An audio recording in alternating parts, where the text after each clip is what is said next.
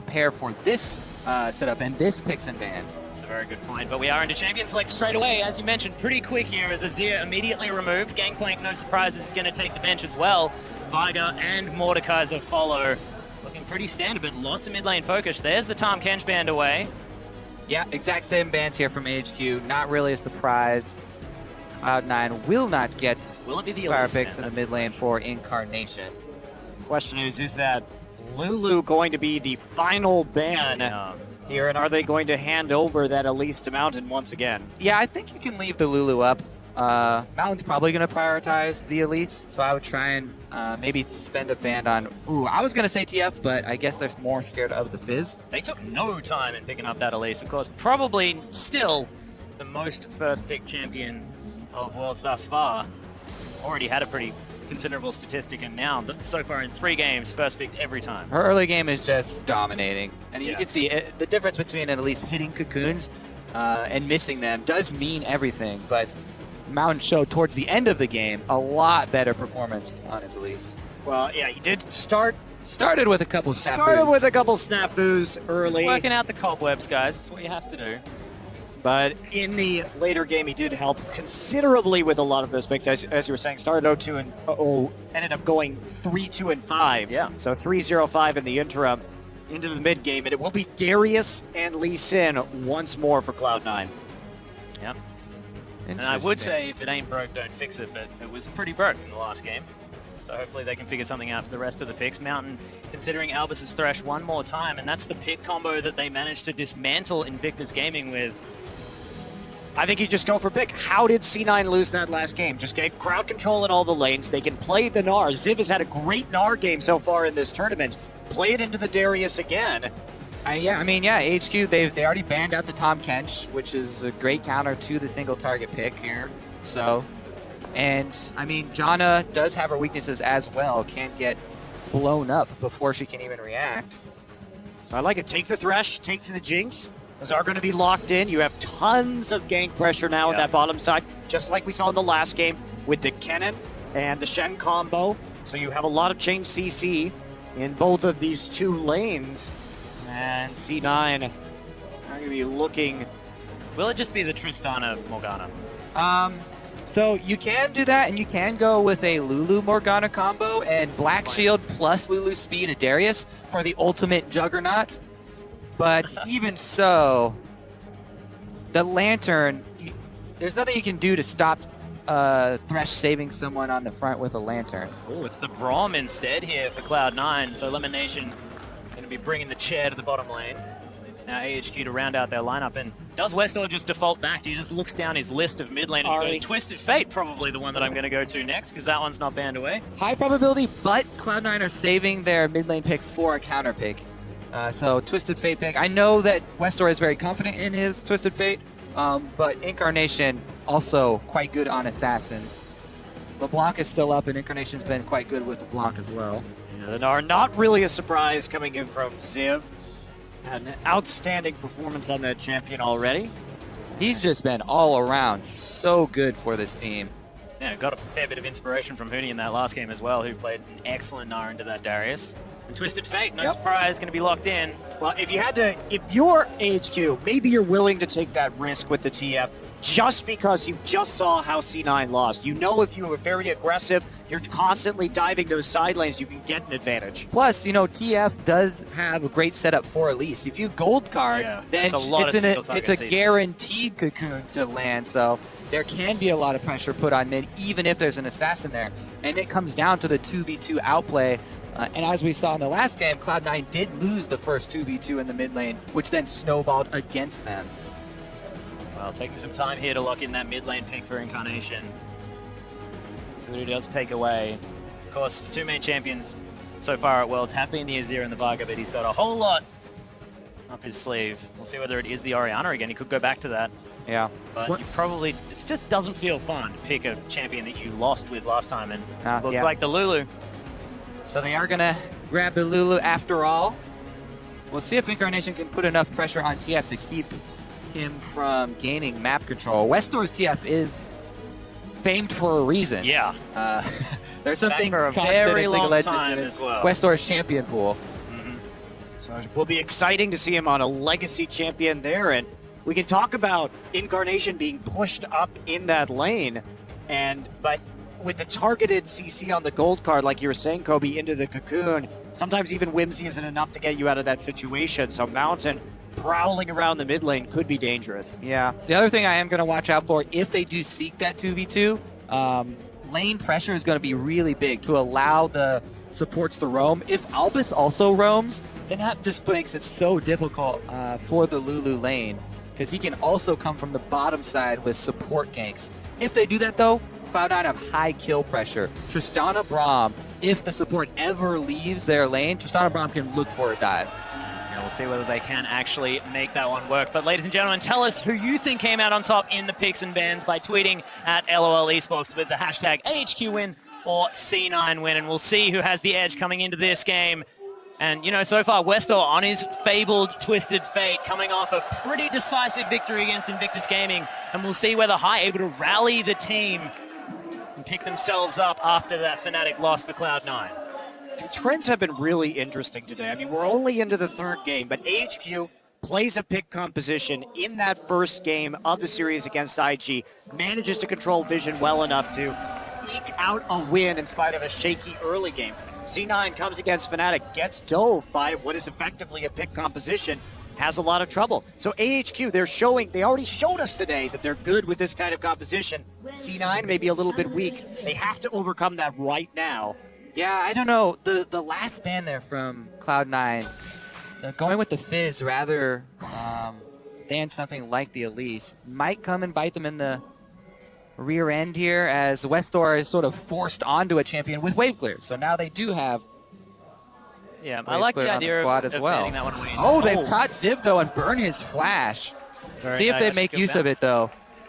Gonna have to target him early if they want an advantage off of that. And if they do a lane swap, then he can just hide himself until the flash comes back up in the jungle, going for double jungle, not even having to expose himself to a lane phase. A lot of deep vision now available here for Cloud9, who do get a bunch of wards down. CAHQ already committed to that bottom side by the looks of things, as minions are going to spawn in about 7 seconds. Incarnation trying out some flares in the mid lane. See what Albus is doing here. Just gets another ward in behind that tier 1 turret. And meantime, On will just head down and start out at the Krugs. Would appear. Yeah, Cloud9 recalling from the jungle there. But HQ moving straight in. It's actually very bold to go face check all of these brush after Cloud9 recalled, and they weren't sure they were still here. But nobody's punished for it on HQ side. And they both start on top side with the double jungle. So both junglers will be ending down on the bottom side of the map. See if High can get the better of the Lee Sin versus Elise this time around. All the Krugs and all the Groms are going to be dead. First 2 minutes of this game as Cloud9 are going to move towards the bottom lane, as AHQ. Mountain now going to be taking this one down. So, see how this one works. Ziv is going to have that 1v1 matchup against the Darius. And once again, here's an interesting variation on the double jungle that Cloud9 like to do. They have Balls take the small minions there and just go to lane and actually have High do the tanking. So Balls still has teleport. Cloud9 have actually invested High's health pool into a teleport advantage for Balls. Ooh. So I want to see if they make use of that teleport early. Maybe in the bottom lane, watch for elimination to try and get a ward deep down in this brush, and then maybe have them back off for an early teleport play from Balls, because otherwise they just lost out a lot of health on Lee Sin for small teleport cooldown advantage. Yeah, and it's not, in this particular situation, too, with the way the pathing in the jungle is gone, it also eliminates really a possibility of taking advantage of Ziv's flashless state, because if you have a lower HP Lee Sin, or one that's a little bit delayed in the jungle, and also simultaneously heading down to that bottom side, it does give Ziv a bit of respite in that top lane. So, interesting trade-offs being made, for sure. I actually might go for an early gank here. He'll probably take this crab as the lane is actually pushed in for some extra vision. And he's been able to sustain back up just fine, being Lee Sin. Yeah, it looks like sneaking elimination, pushing up fairly far in this bottom lane, so AHQ They find themselves a little bit more difficult to gank here on the bottom side. And look at that, Balls. He goes for the strategy for top lane where you just quickly shove the lane in and then walk back the lane. So he's, again, saving his teleport. Mountain does find him, or he finds Mountain. Yeah, who's found who Kobe is. Mountain takes a heck of a lot of damage. Balls without the upper hand, not going to find Mountain on that one. Stops the counter jungle there, as well as gets a good health trade and burns the flash, but he face checks a second brush. Yep, don't make the same mistake again. Oh, Boomerang just misses onto Balls, has to blow the flash to get back under his turret. Getting a little bit risky right there, and now that range on the Gnar really comes into play. Are they going to push this all the way into no a help. dive? He has no help on the way. Time. Face checking that second brush, really, really risky there. HQ are definitely going to go for this dive, and High is not moving towards that side of the map. Can Balls get the outplay without his flash? Oh, there's a hook down in the bottom lane as well. Nice for chompers, but it's only half the health of a Braum as Mountain's coming in. They're looking to try and get some damage on this turret. Well, they're toying with Balls for the moment, not opting. Dare he go for that cannon? No. Well, zoning him away from cannon minions, I mean, that's a victory. They actually do not want to pull the trigger here. They still haven't seen High, so as far as HQ know, High is on the way. This is interesting. We haven't had too many instances of a 1v1 in the top lane. Wow. Where the jungler will just come and help right there. And you can see Balls getting a little gun shy right as the Mega Gnar comes through. But Mountain using that Elise. One of the better champions for helping out a top laner take a turret. And the double range versus the melee means they're going to get it. Yeah, Mountain really turning this top lane matchup right back around. And that was a full wave of experience the ball just missed out on then. So Ziv moving towards level 6 while Ball's yet to hit that level 5 mark. Having that advantage.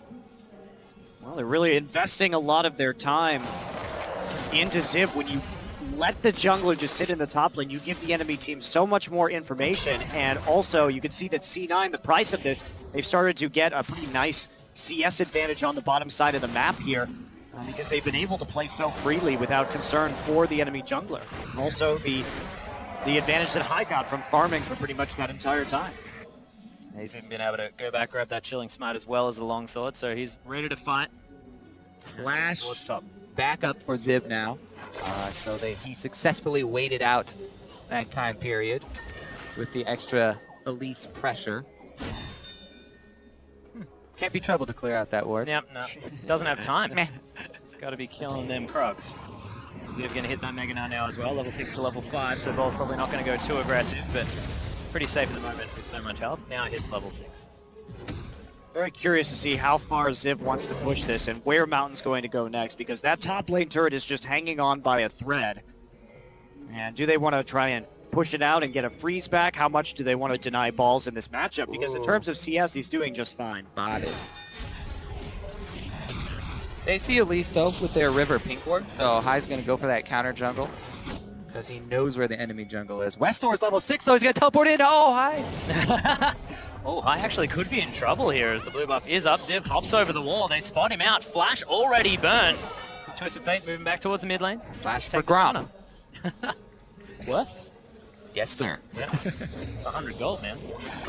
It's actually definitely not worth because Lee Sin hitting level 6 and having Flash is probably a good just idea, in case you didn't catch that. Sarcasm, everyone. Sarcasm. Nailed it. High making his way around again, but he's going to be spotted by another ward. Oh, just misses Sonic Wave, so can't steal away that blue buff, and Mountain is going to lock that one down. But Westor, he doesn't get it. That's still huge, though. Not having the blue buff on the Twisted Fate, this just increases the bully potential that Incarnation has. He's been doing a great job building a CS lead in that mid lane. So, and just Westor always in vision, always bottled up, and now without the freedom with the blue buff to really push out that wave. Yeah. Cloud9's gold through jungle camps and lane CS now. Up to 500, though. High actually definitely outperforming so far. A little bit of a lead. Balls gets pushed off the lane, though, and that will swing the gold right back around if Ziv decides to finish this off again. Good freeze coming in, too. Leave it as a freeze as well. This is AHQ's plan coming together right now. They took the hit in the other lanes, and the advantage is this. Store with the gold card. Polymorph is going to at least allow him to wander away as a seal, which is more than fun.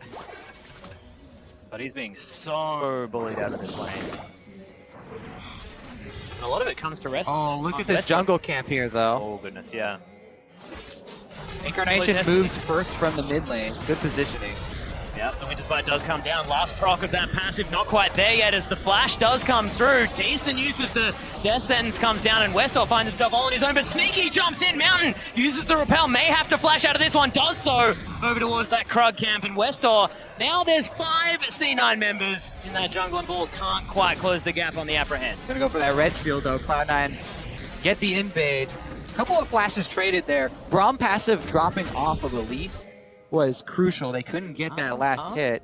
And C9, they saw the freeze coming into the top side. Sneaky grabbed. Yeah, there it is. The Chompers come down as well. Nice unbreakable from Lemonation, but takes the Lantern to try and get round to the other side. Albus gets stunned up. On flashes forward, the last auto attack calculated right there for the Jinx, and Lemonation is going to die for the double. On is getting huge in this game already.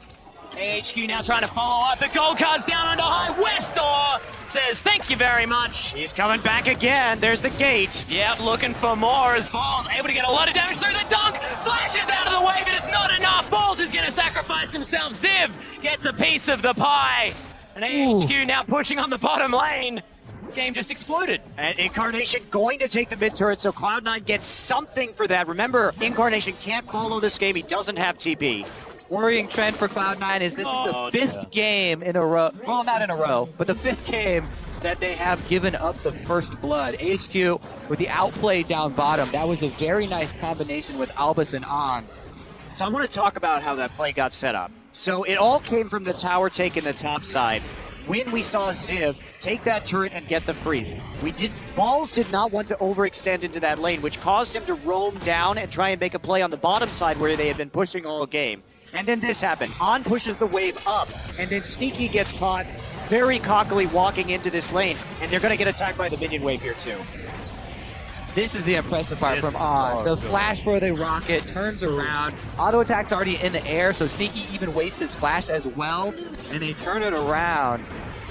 As you know, High gets caught by the gold card from Westor teleporting in as well. Yeah, and Westor still has the gate and the Destiny up, so he's able to get under that turret. Does sacrifice himself to Balls, but Balls falls too. So this was entirely a chain of plays that started in the top lane with the tower going down, ended up with Cloud9 trying to make a power play on the enemy side, and then AHQ pushing up and kind of Sneaky and Levin getting a bit too cocky about how they could return to that wave. Yeah, High going aggressive again though. Takes the Lantern out, does Mountain. His Elimination is going to get caught up by the Death Sentence, but AHQ going to be safe for now. Westor looking to try and start something. Locks in the gold card. Ziv also cutting them off in the river. 3 versus 1. There's no Meganar. If the skill shots land, they didn't. Apprehend does, though, as Ziv just going so aggressive. Doesn't have anywhere near a Meganar. This could be just handing Balls another kill. High grabs it as Ziv falls down at AHQ. They are going to have Albus fall as well. It's going to be the Braum locking him down with the passive. Yeah, dangerous game there by Ziv. You know, he was lucky when the 2 skill shots landed, but stayed in range. Balls apprehends him. And he goes down, burning the flash as well, so Cloud9 strike back. That was perplexing. Ziv, I don't quite understand. Dodges everything, and then just wanders casually back in. Yeah, when he doesn't have the Meganar, you have to assume that there was a miscommunication there because he went back in on that, perhaps thought his teammates were closer than they actually were, but definitely a misplay. And he's going for that Frozen Mallet first in this game, so looking to kite that Darius in the laning phase. With those kills as well, if Cloud9 can even up the turret score, they'll get right back to even. Possibly even in the lead as well. Look at that CS deficit for Incarnation against Westor. That is huge. 36 CS at the moment. Stack Deck is going to be doing some work here for Westor to try and give him some extra cash, but they're not going to be working out. Just completed those Lucidity moves. Look at this extension here by Ziv on the top side. They know he doesn't have flash now. And High working his way up there. They saw Ziv place his ward over the wall of the tri-bush, so High should know that there's no ward actually in the tri-bush, and he could get behind Ziv right now. If Ziv shows himself in the lane, I would really look for High to go cut him off. But it looks like they aren't going to go for it. He's going to kite the wave a little bit right there. And you know, in spite of that big CS differential in the mid lane, the actual gold value is less than 200 right now. Due to the kill, due to the stack deck. due to the extra tower, so it's actually not going quite so badly as you might assume for Westdoor. He is playing so far back in the lane, though. Still understands that he can get bullied out by the Ignite on this Lulu. And it's interesting how Lulus play so differently based on that summoner spell. You see the teleport Lulus will play a lot further back, whereas Incarnation wanting to bully as much as possible to make use of that summoner choice. I'm very curious. I think that Cloud9 may have not been watching as it was clearing the pink ward. And they just assumed that since he cleared it, he also placed one in the tri-bush, but gotta pay attention to those small things. Down bottom, though, by Dragon, now looking to get up some vision of their own. I don't think either team starts it off blind. Both teleports are ready. Well, HQ moving around immediately, sweeping out the vision, but Bruscella is going to be collected there from high, so full vision of the area for now. Mountain is going to discover a ward, and we'll see whether Elimination can be enough to deter him from removing it. Yeah, defending the pinks is extremely important right now. Cloud9 have invested a lot of gold in the vision around this Dragon. Nation going to take a lot of damage, though. There's the death sentence back. They really want this kill. That is going to be secured by Arn as he tries to flash the wall. Defending pinks, very important. Not that important, though, to sacrifice your life for it. Your point was very well proven, though, Kobe. I liked it. Well, up until that point, too, C9 got the Scuttle Crab. They had a very good position on the river because HQ had pushed up. They were worried about the Dragon being taken, and Sneaky was starting to push it back out. They were moments away from making a very good Dragon play there, and it just all came unraveled. Little bit too risky right there. Trying to take out the pink ward. Explosive doing some work there on Arn. He's going to play a little bit further back, but 3-0 and 2. 100% kill participation for this Jinx, and we mentioned how much farm Arn gets for AHQ. See whether he can carry forward. Also, Cloud9, after that elimination going down there, they're going with a kind of a risky play here. They decided to have balls freeze in the top lane against the team with TF. Now, if the top laner freezes like this with the lane so far in Cloud9 territory, makes it hard for Zip to go up there, yes, Giants, yes, but it encourages HQ to make a play on the other side of the map. So Cloud9 on that other side of the map have to play very defensive. Well, some items coming in here for AHQ as well. Frozen Mallet now completed for Ziv, as well as the Infinity Edge for Arn. And as far as single item power spikes are concerned for AD carries, it's a pretty good one there for Jinx. And HQ needs to make a play right now. They can't just let balls freeze at tier 2 forever. They need to just start putting pressure on the Dragon, start putting pressure on perhaps the mid lane turret or the tier 2 in the bottom side, or start getting deep vision in the enemy jungle. Because otherwise, C9 should not be able to make this play right now. Cloud9 now reversing that top wave, ball starting to shove it, and they just burst the Dragon. Yeah, free. As you like. The death sentence comes through, but that was not going to find it, and Cloud9 locked down the first Dragon. You can see the trigger, though. 10 seconds before they start that Dragon, top wave starts pushing, and balls cues the wave. So they try and get top wave pushing again in their favor right before they go for the Dragon. So if HQ decide to commit, then at worst for Cloud9, they then have pressure again on top. Yeah, still a little bit late there, though, and that was a very greedy play from Cloud9, a very punishable play in a lot of ways. But those are the plays those are the calls that High will make, though. Well, it worked out this time. Dragon over, first of the game. Certainly did. Balls not so apprehensive this time around. Going to be able to lock down this farm. So Balls having a decent time here in the top lane. Definitely better than it was the last game. But about this time, it was inhibitors falling in the game against Fnatic. So definitely turning around, and this game working a whole lot more slowly.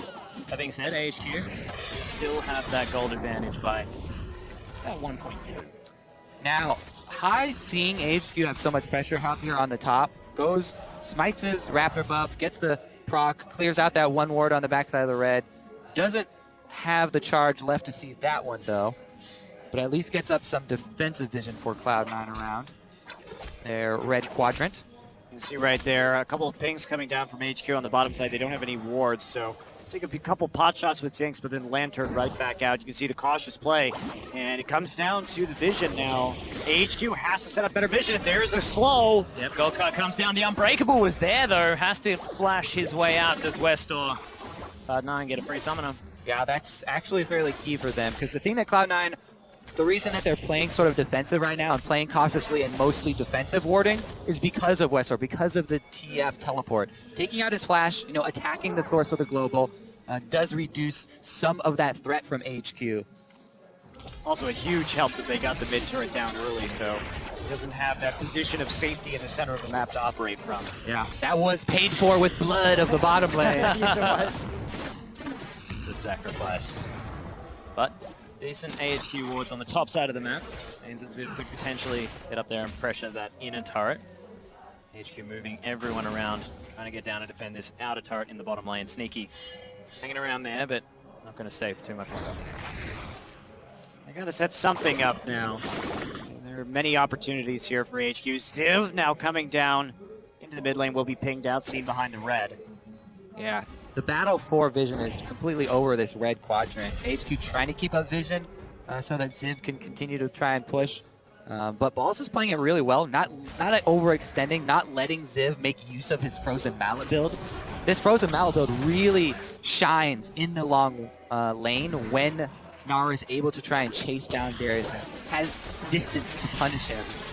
I feel like this whole last 7 minutes of the game has been all about vision. Denial, trying to set it up for the next objective. Of course, the Dragon not available.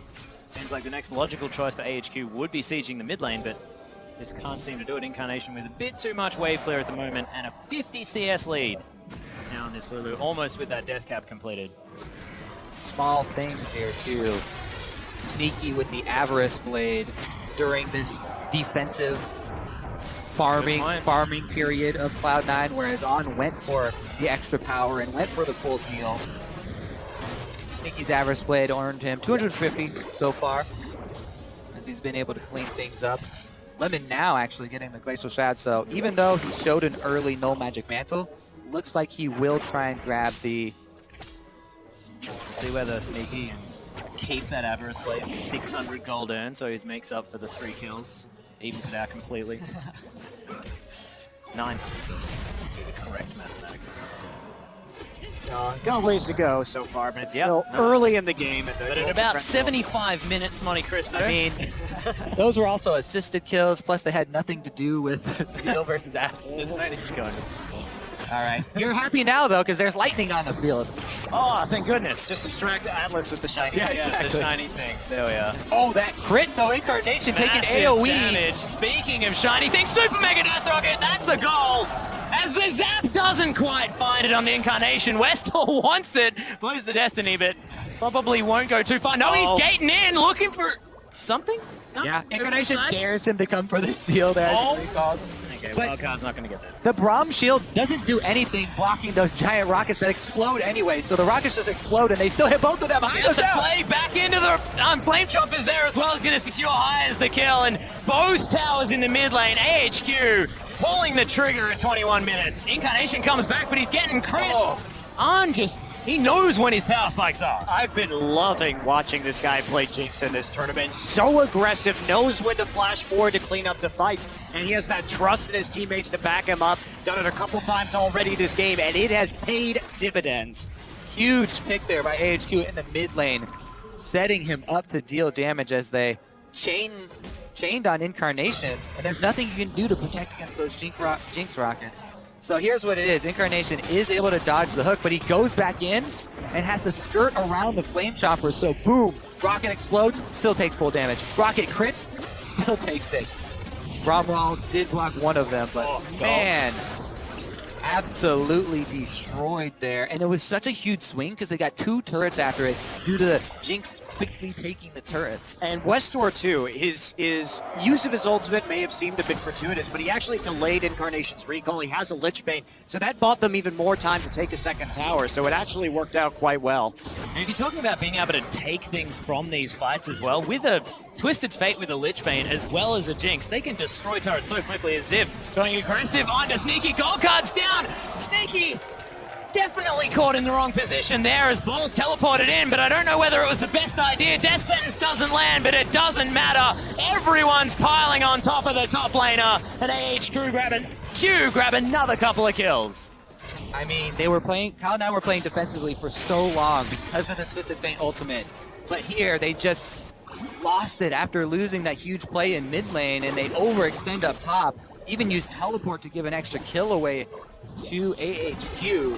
Very big swing. Hello, Incarnation. There's the Destiny one more time. The red card's been locked in, but it doesn't seem to matter here as Ziv. He's going to proc the Hyper. High finds his way down. Westor not quite with that Zhonya's just yet. But Ziv with enough pressure. The Sonic Wave did land, but they've killed him in time. There's no way you're getting around that. It doesn't matter if it's a gold card or a red card because the Frozen Mallet from Ziv is just going to lock you down on the escape. And HQ finding the picks for the second game in a row today, for them at least. And it always looks so much cleaner after the 20-minute mark. It seems like this team just sort of lays in wait and then jumps out and destroys you when they can roam around the map and get these picks. Mountain does find the lockdown, and Sneaky's just going to die. That Cocoon was fantastic, and Lemonation, he's probably going to follow suit. Glacial Fissure is not going to be enough. Well, HQ, they just waited very, very patiently for Cloud9 to make a mistake. They had a pink ward in that brush in the mid-river on the bottom side. And when Incarnation came back for the face check again, they just snapped their trap shut and took a hell of a lot on the map after that. Second dragon of the game. It's like it's going to be theirs. Yeah, Westor going to help lock that one down with Arn as well. So it's going to even out the dragons. And High going to be taking down his Grot. But what does Cloud9 do to try and turn this one around? Do they need to now start grouping up for these potential team fights with the added advantage of a Lulu? Problem is right now for Cloud9 is that the Zhonya's Hourglass has been completed for Westor, so he can actually initiate these team fights. And then the follow-up from Ziv with a Rando and Zoman is absolutely brutal. So even team fighting may not be an option. Yeah, plus with the Baron buff on HQ right now, they can have Westor split. They'll get a whole bunch of pressure. They can clean up that last secondary turret. And just like that, 10,000 gold lead almost earned here for HQ. Yeah, cheeky ward from Cloud9 is going to spot Mountain here for a moment. Oh, that Cocoon was very lucky. If he'd put on any weight at all, that would have hit. Only he was a little bit taller. A Yordle, sadly. Yeah. Kobe can I get identified with that song because he wishes he was a baller. We know that because of his ID. There's already a shot caller on the team. Oh dear. Well, Baron buff swirling around Ziv, allowing him to push up this way, but you can see AHQ have their eyes on the mid lane as well. The inhibitor turret now under fire as Arn's going to make his way in. Get that minigun out, start shooting that turret because that's going to fall so quickly. AHQ are going to cop a zap. Now the wave clear arrives. Yeah, to remove them from this turret. Jinx has been one of the most successful stories here as far as single champions. Did lose quite a lot of momentum yesterday. Yeah, before yesterday was 9-2. After yesterday was 10-5. But a couple more wins coming in today. These AoE rockets on the grouped up C9 definitely doing some work. AHQ trying to tank this one out as best they can. Mountain, not exactly the tankiest Elise as he's opted for that Rylai's Crystal Scepter as his second item, as well as that Runeglaive, of course. C9 Nation took a lot of damage. They're still trying to defend this turret. Don't know how much longer they can do so, though, as High looking for a potential engage. Balls does get the upper hand off, but High's already dead in this fight. There's the Descent under Lemon Nation, and it's all falling apart. Destiny comes down, Incarnation melting at the hands of AHQ, and Arn just running towards the fountain. Sneaky trying to do battle with the added bonus of having his health regenning. Buster Shot comes in, the explosion, he wants to share it with his teammates, but this looks like AHQ closing out this match. The Nexus turret's being destroyed, and this is a completely different AHQ. This is not a 1-2 AHQ, this is a 2-0 this week around. What a stunning performance from this Garena side. Absolutely, playing the pick comp again in Cloud9, falling to more or less the same strategy 2 games in a row right now. They've got to look forward to this IG match later today. They only need this one win to make it into quarters. But guess what? My dream of the 3-3 tie is still alive. We made it through half the day. Come on. I believe it's... I hope that these dreams do not come true. You don't want the 4-way 3-3 tie for the epic tiebreaker? We need it. I want it. Completely the drama, Kobe. I actually do think that the really apparent thing here for this game, HQ on blue side, a completely different animal. When people don't get to double ban Westdoor, Yeah. magical things happen. You know, the Twisted Fate left open this time, huge for them. And that speaks volumes for the potential, 3-3 going through here for AHQ. I mean, the next time they're on the other side of the rift, it might be more difficult for them to pick up a victory. I want to talk about Ziv, too. What an outstanding day this top laner is having. He is looking absolutely brilliant. The whole tournament even, yeah. It's definitely